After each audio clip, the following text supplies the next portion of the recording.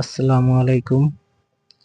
আশা করি সকলেই ভালো আছেন। আমিও আলহামদুলিল্লাহ অনেক ভালো আছি। অনেকদিন পরে আজকে ভিডিও নিয়ে আসছি। প্রায় 2 সপ্তাহের বেশি আমি ভিডিও দিতে পারি না। আমি কিছু কাজে ব্যস্ত আছি, ব্যস্ততার কারণে ভিডিও দেওয়া হয় না। আজকে আমার বাজিগার পাখির নতুন আপডেট নিয়ে আসছি, নতুন ভিডিও।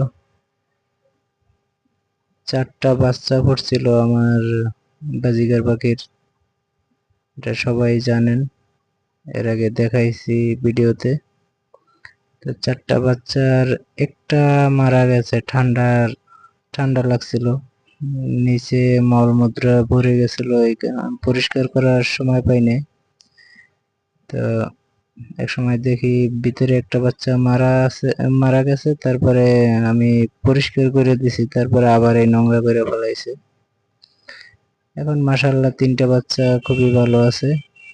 আর 4 নাম্বার বাচ্চাটা মারা গেছে, 4 নাম্বারে যেটা ছিল, সবার লাস্টে যেটা ফুটছে ওইটা মারা গেছে।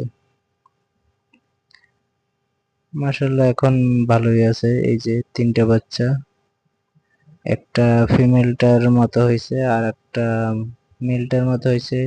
আর ছোটটা কিরকম হয়েছে ওইটা এখনো বলা যায় না, গজি জ্বালায় নেয়, পশম জ্বালায় নেয় আর কি।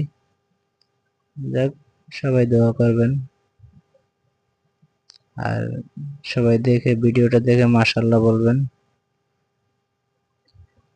মাশাআল্লাহ।